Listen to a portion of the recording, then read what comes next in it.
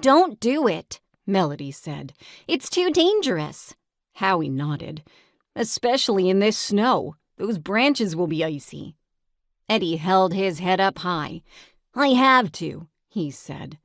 "Ben double-dared me." "That just means Ben is twice as dumb," Melody said. "And if you climb that tree, you'll be 2 times dumber than he is." Eddie thought about that for a moment. But he wasn't very good at math, so he decided to ignore his friend. "Get out of my way," Eddie said. "I'm going to set the Bailey School record for tree climbing." Eddie kicked through the snow until he reached the giant oak tree on the playground. The tree was usually their favorite meeting place, but today it looked like a monster stretching all the way up to the sky. "Don't do it," Howie warned. "You'll get hurt." Eddie didn't listen. He grabbed the lowest branch and hoisted himself up. Then he scrambled to the next branch and the next. A small crowd of kids gathered around the trunk and stared as he climbed higher and higher. "You better stop," Melody called. "You're too high already," Liza added. Howie shaded his eyes from the bright winter sun. "The cold will make the branches brittle," he warned. "They'll snap off in your hands." Just then, Eddie's boot slipped on the slick bark. He reached for a branch, but it broke off in his hands. Eddie scrambled to stop himself from falling, but it was too late.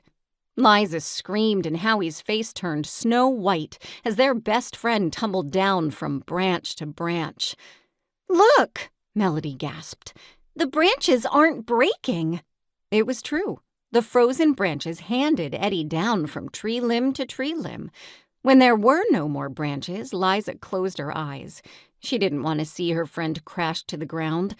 Only Eddie didn't fall. He landed right in the outstretched arms of the new crossing guard. The kids on the playground cheered, but Melody grabbed Howie's and Liza's arms. "Did you see that?" Melody whispered to Howie. "Of course I did," Howie told her. "We all saw Eddie fall." Melody shook her head. "I don't mean that." "What are you talking about?" Liza asked. "The stranger. When she reached up to catch Eddie, it looked like she had wings," Melody said. Then she whispered, "Angel wings." Melody's last words were drowned out by cheers for the stranger. Howie and Liza rushed over to check on Eddie. The stranger gently set him on the ground. "Oh, Eddie," Liza said. "I'm so glad you're all right." Howie patted Eddie on the shoulder. "You could have been killed." "Thank goodness you saved him," Liza told the stranger. Melody came up behind Liza. "Where did you come from anyway?" Melody asked. The stranger smiled and pointed upward to the sky over the street. "We saw you painting the street," Eddie said. "You must have practically flown over here to catch me."